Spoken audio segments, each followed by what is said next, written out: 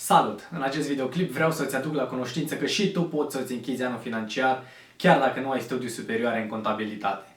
Atunci când lucrezi ca și self-employed, este cel mai simplu să-ți închizi anul financiar și să-ți recuperezi taxele și nu ai neapărat nevoie de un contabil care să presteze acest serviciu pentru tine. Eu personal sunt iritat de creșterea prețului pentru închiderea de an financiar. În cei 3 ani de când m-am stabilit în Londra am plătit sume între 80 și 120 de lire.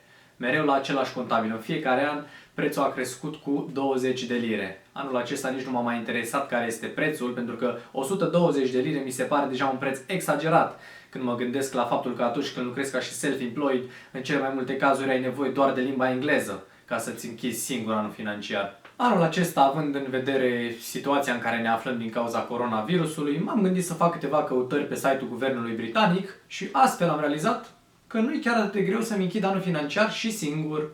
Cred că toți trecem prin situații asemănătoare de-a lungul vieții, situații în care ajungem să acționăm în anumite feluri doar pentru că așa suntem învățați de alții și nu neapărat pentru că ar fi și cea mai bună variantă. Zis și făcut. În data de 6 aprilie mi-am calculat toți banii care mi-au intrat în cont de-a lungul anului, toate taxele pe care le-am plătit și toate cheltuielile pe care le-am avut. Data de 6 aprilie fiind prima zi din an în care poți să începi să aplici pentru recuperarea taxelor.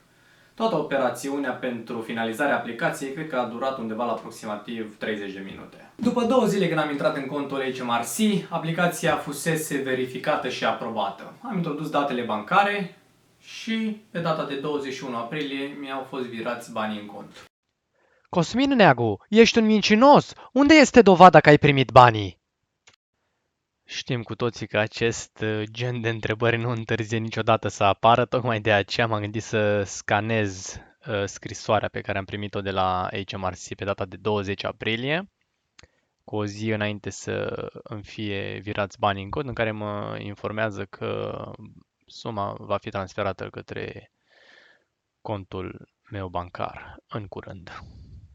Mulți ne sperie cu replica: nu îți închide singur anul financiar pentru că o să iei amendă. Logică, poți să iei amendă atunci când declari că ai avut mai multe cheltuieli. Atunci când declari minciuni, tot la fel de frumos, poți să-ți iei amendă și dacă îți închide un contabil anul financiar dacă declari minciuni. Așadar, pașii pe care urmează să iei număr sunt pentru toți acei oameni care lucrează ca și self-employed și care nu declară minciuni. Bun, pasul numărul 1, trebuie să-ți calculezi toți banii care ți-au intrat în contul bancar de-a lungul anului, toate taxele pe care le-ai plătit și toate cheltuielile pe care le-ai avut.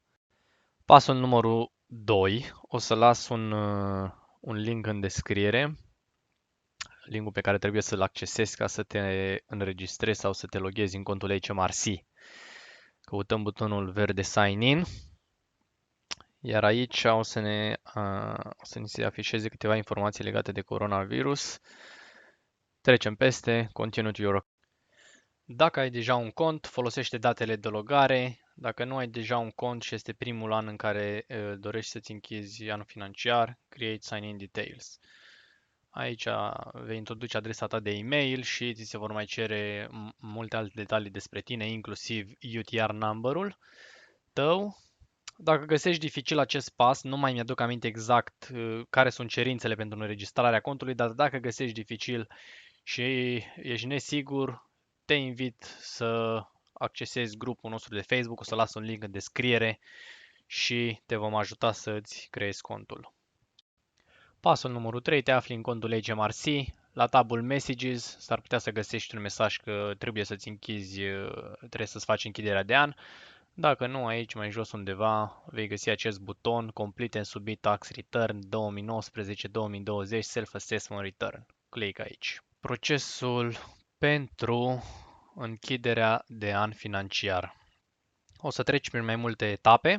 Aici ai subpunctele 1, 2, 3 până la 8. Când vei ajunge să trimiți cererea, vei avea nevoie de acele detalii despre care am menționat mai devreme.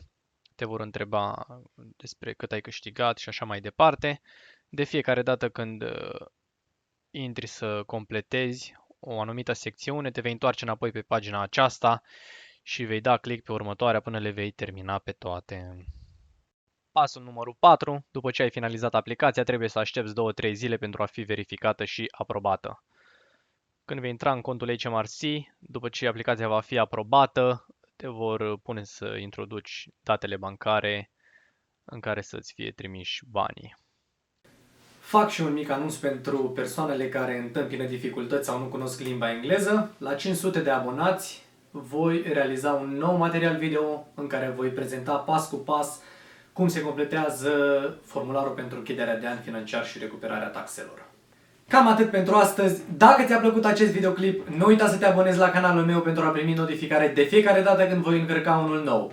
Și nu fi egoist, distribuie-l să știe și prietenii tăi. Te salut!